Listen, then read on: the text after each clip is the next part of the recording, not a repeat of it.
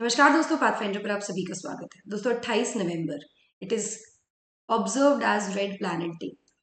आज के सेशन में हम बात करने वाले हैं उन सभी मिशंस के बारे में जहां से इनकी शुरुआत हुई और कैसे humans became closer to Mars या मंगल के हम नजदीक कैसे पहुंचे। इन सभी चीजों के बारे में बात करेंगे आज के सेशन में हम। बट बिफोर मूविंग फॉरवर्ड, आप मुझे फॉलो कर सकते हैं दोनों टेलीग्राम चैनल्स पर for all my class update schedules and PDFs. Unacademy app पर भी आप मुझे फॉलो कर सकते हैं दोस्तों। मेरी सभी special classes and plus courses के लिए एनरोल करने के लिए आपको सिर्फ मेरा कोड यूज करना है ND live 10 which is a magical code. Why magical? देखिए, इस वजह से 30 नवंबर तक आपका ये एक ऑफर चल रहा है। मेरे कोड के साथ आप 26,000 तो बचा ही सकते हैं, प्लस आपको एडिशनल 10% डिस्काउंट भी मिल जाएगा आपके सब्सक्रिप्शन पर। अभी जाइए, एनरोल कीजिए और अपना सपना आईएएस बनने का जो है उसकी तरफ एक कदम मजबूती से बढ़ाइए। चलिए, सो 28 नवंबर को रेड प्लैनेट डे की तरह मार्क किया जाता है। ये बेसिकली कमेमोरेट करता है उस दिन को जब सबसे सिग्निफिकेंट स्पेस मिशन जो थे मार्स की तरफ वो लॉन्च किए गए थे।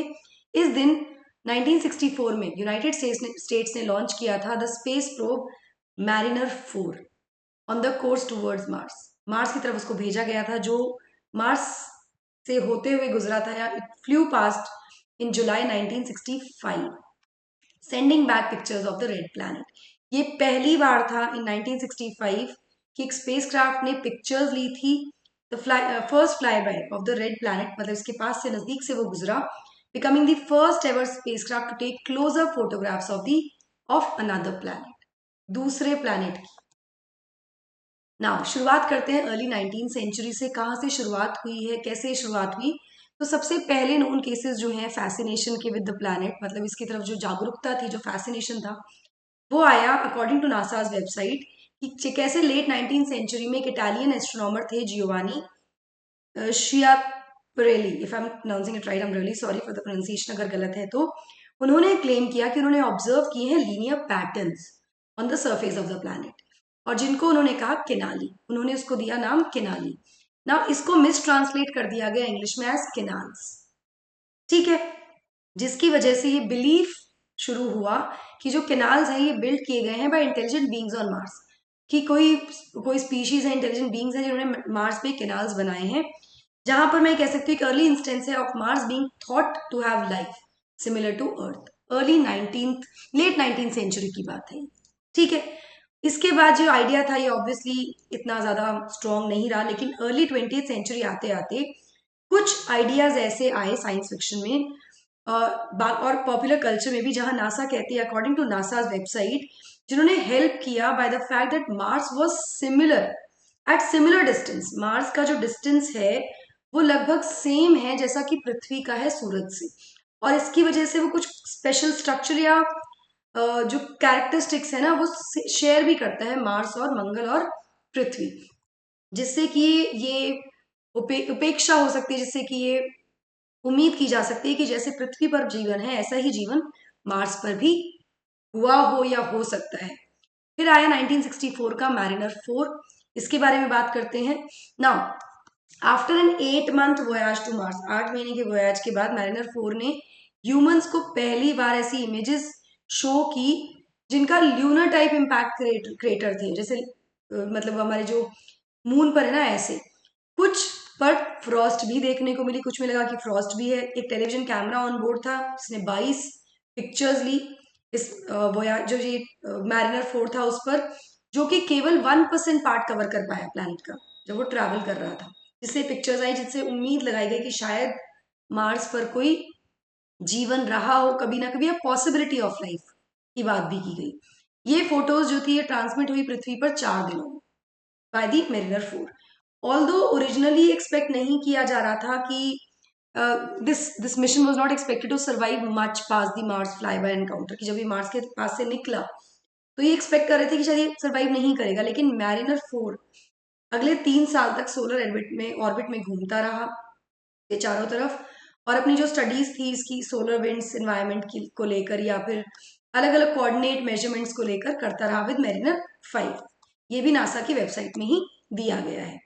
जो फोटोग्राफ्स थी उन्होंने ये भी रिवील किया कि जो क्रेटर्ड सरफेस है ना, क्रेटर क्या होता है, जैसे गड्ढे जैसे बन जाते हैं ना, दिस इज कॉल्ड क्रेटर। एक सरफेस पर ऐसे गड्ढे जैसे जब बन जाते हैं ना, दिस इज क्रेटर, जैसा कि मून को देखने को लगता है, जो मून पर हम धब्बे देखते हैं ना, दे क्रेटर्स, तो ऐसे देखने को लगे, जो काफी ज्यादा रिजेंबल कर रहे थे मून से, लेकिन उनकी रेंज लिमिटेड थी, and they fail to cover the more geological, जो फोटोग्राफ्स थे ना उनकी रेंज लिमिटेड थी, थोड़े एरिया को ही कवर कर पाए वो, और ज्यादा जियोलॉजिकल डाइवर्सिटी वो नहीं दिखा पाए, जो आज हमें पता है बैक द 1964 में ऐसा नहीं हो पाया था।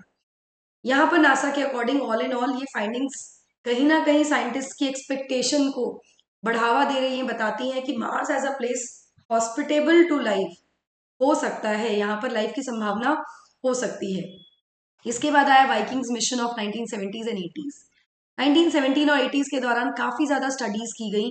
अगर वाइकिंग मिशन की बात करें जो मिड 70s में आया, इसने पहला केमिकल एनालिसिस किया मार्स की जो मिट्टी है उसका, साथ साथ 4 बायोलॉजी एक्सपेरिमेंट भी किए गए बायोलॉजिकल एक्टिविटी को डिटेक्ट करने के लिए।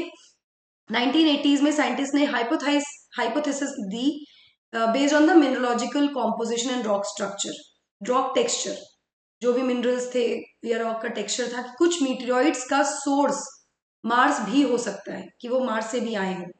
ये भी अजम्पशंस, हाइपोथेसिस डाली गई।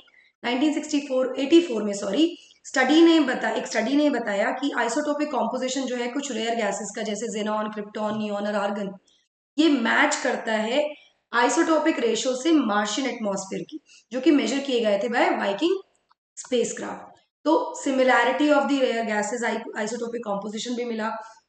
तो फिर ये एनालिसिस हुआ कि शायद वहां पर जीवन की संभावना हो सकती है, कभी लाइफ रही हो। Now this discovery provide a way for geochemist to study Martian samples. इस स्टडी ने जब आइसोटॉपिक कॉम्पोजिशन का एक तरह से मैच मिला मंगल की एटमॉस्फेयर से और हमारे यहाँ जो मिलते हैं उससे, तो एक रास्ता खुल गया जियोकेमिस्ट के लिए कि वो मार्शियन सैंपल्स को पढ़ना शुरू करें, और एक बूस्ट मिला, काफी बड़ा बूस्ट मिला to our understanding of geochemical evolution of Mars. कैसे जियोकेमिकली मार्स इवॉल्व हुआ होगा, इसको एक बूस्ट मिला इसके द्वारा। Then comes Odyssey 2001 and water on Mars.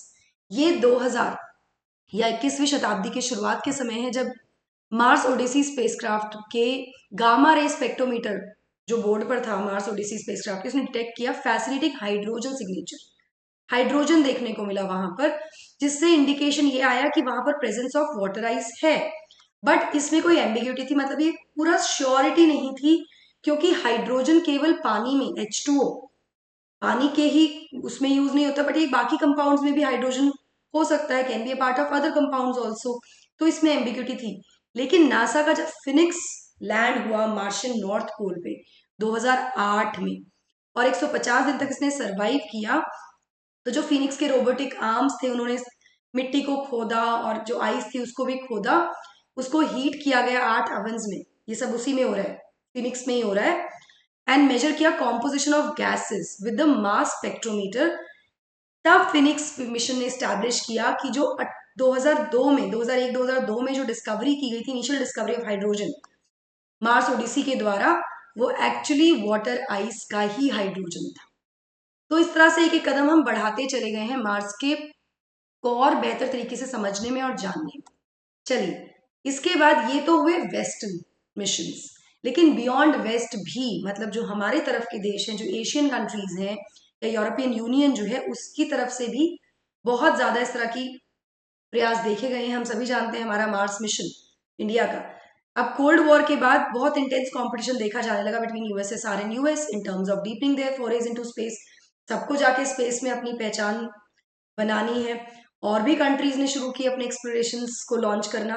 NASA के पास अगर देखा जाए तो एक लैंडर मार्स इनसाइट, एक रोवर क्यूरोसिटी, और 3 ऑर्बिटर्स हैं, Mars reconnaissance orbiter, Mars Odyssey and मीवन।